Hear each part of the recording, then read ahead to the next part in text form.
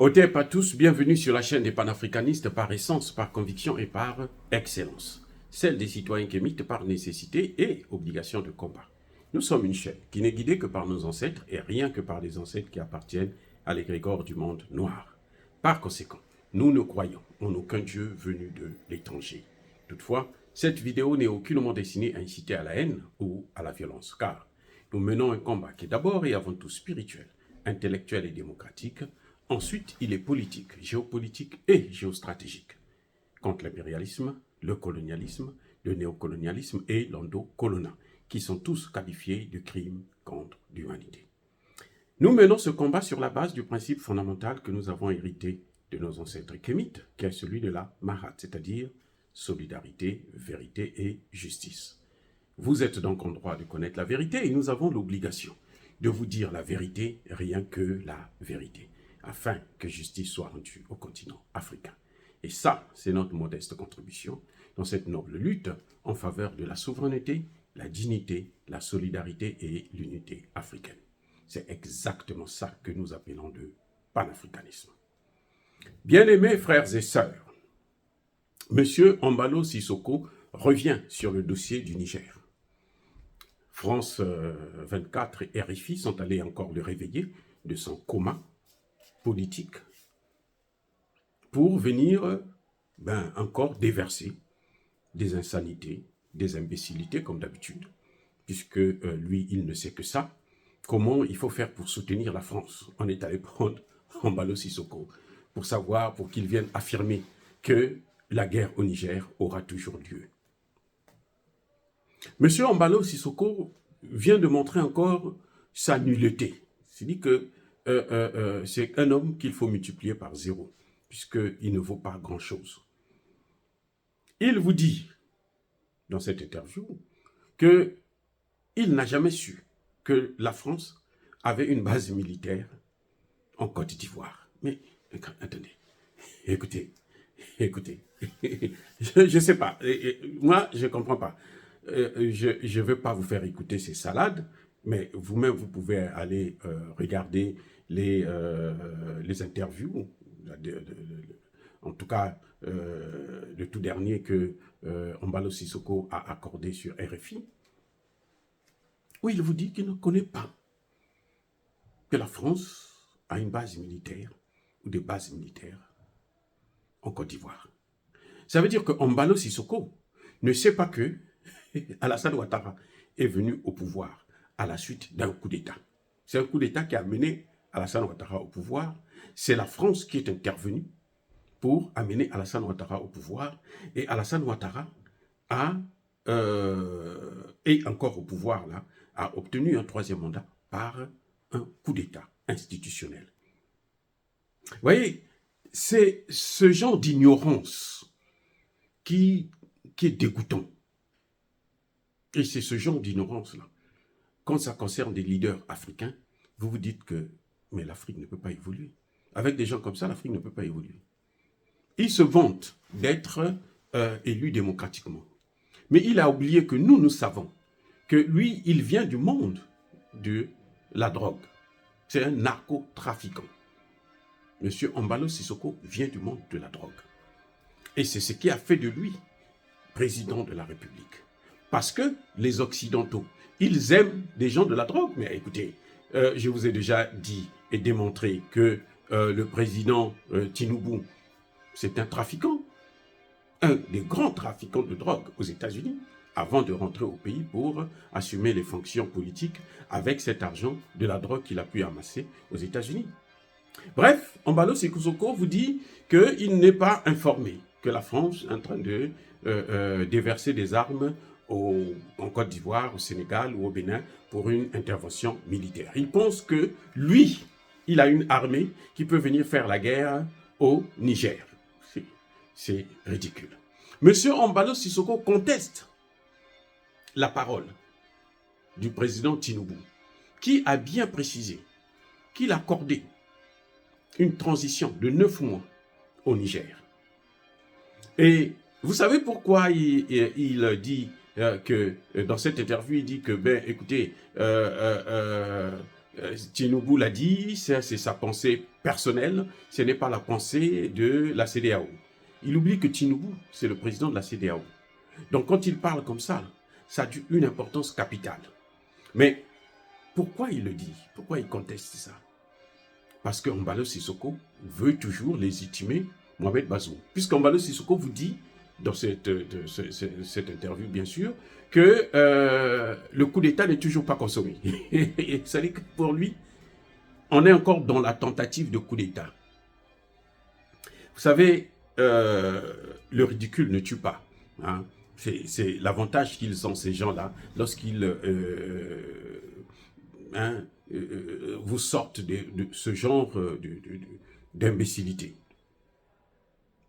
Un coup d'État dépassé 48 heures, il est consommé. Même 48 heures, c'est trop, 24 heures, il est consommé. Surtout pas lorsque les autorités ont placé un gouvernement et autres. Dès qu'ils mettent en place un gouvernement qui prend ses fonctions, qui travaille, qui assume, qui détient tous les oripeaux du pouvoir, c'est un coup d'État qui est consommé. Vous avez une population qui soutient les militaires, ben c'est un coup d'État qui est consommé. Je ne sais pas ce que M. Embalo appelle un coup d'État consommé. C'est déjà au Niger, là, si on veut parler vraiment en bon français, ce n'est pas un coup d'État, c'est une révolution.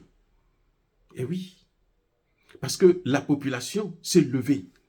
La très grande majorité des peuples se sont levés. Et Embalo Sissoko oublie ça. Il se dit qu'il fallait qu'il y ait une intervention au Mali, au Burkina Faso, en Guinée, et puis, bon, peut-être qu'il n'y aurait pas le coup d'État au Niger. Non, monsieur Embalo, vous vous trompez largement. Il faut repartir à l'école pour apprendre un peu la politique ou la géopolitique. Parce que les coups d'État que nous avons aujourd'hui dans la sous-région, ce n'est pas dû à l'élection, non. C'est la conséquence de la mauvaise gestion. Et c'est la conséquence de la crise libyenne, de la destruction de la Libye par la même France que Embalo soutient, par les États-Unis et les pays de l'OTAN. C'est ça. Ce que vous avez aujourd'hui dans le Sahel, c'est la conséquence directe. Et Embalo Sissoko oublie ça. Embalo Sissoko essaie de faire comme si ça n'avait rien à voir. Embalo Sissoko essaie de nous montrer que, malgré tout, ce n'est pas trop grave, on peut continuer à laisser les Occidentaux détruire l'Afrique. Embalo Sissoko oublie qu'une guerre au Niger, ça va être la continuité, une tentative de continuer ce qu'ils ont commencé en Libye.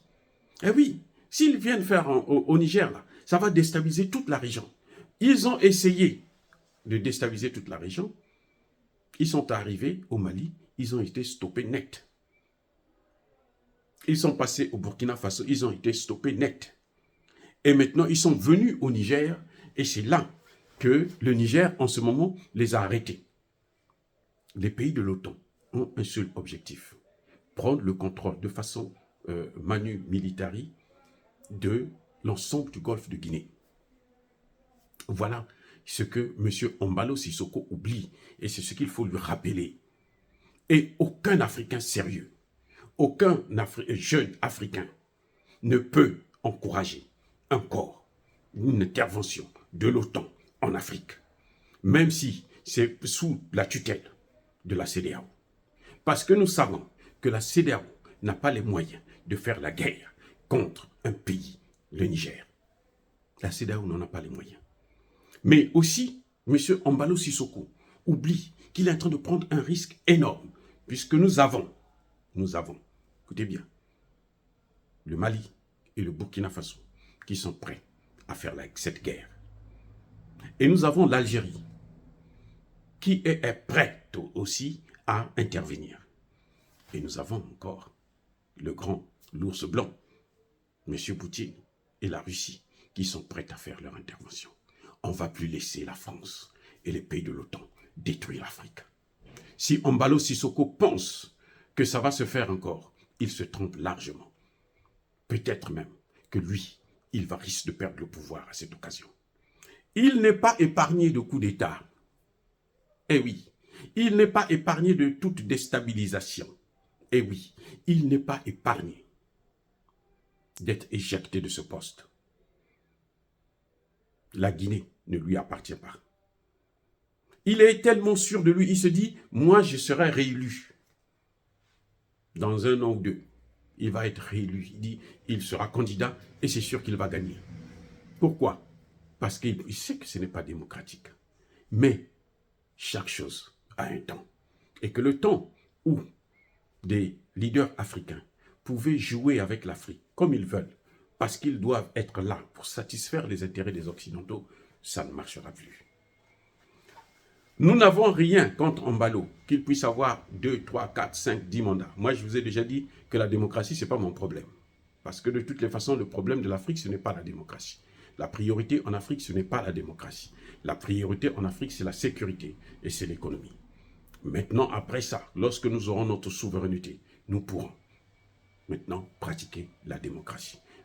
Sans ça, ça va être comme au Congo démocratique, où un homme, M. Fayoulou, est élu président et on trouve des moyens par compromission pour placer Tshisekedi à la tête du pays. Encore l'œuvre de la France et de l'OTAN. Et ça ne va plus se passer au Niger. Et petit à petit, nous allons récupérer tous les pays africains un à un. Dire cela, c'est inciter à la haine ou à la violence. Non. Yaba, colère, V. Yamalembe. Oh, bien-aimés frères et sœurs, soyez bénis, abondamment bénis, par le Dieu des Kémites et par nos ancêtres angélisés. Mais que tous ceux qui persécutent le continent africain le pillent et le déstabilisent. Qu'ils soient noirs, blancs, chinois, arabes, indiens ou qui qu'ils soient punis, maudits, foudroyés, neutralisés, écrasés, effacés par ce Dieu des Kémites et par nos ancêtres angélisés. Vive l'Afrique éternelle, j'ai dit et j'assume.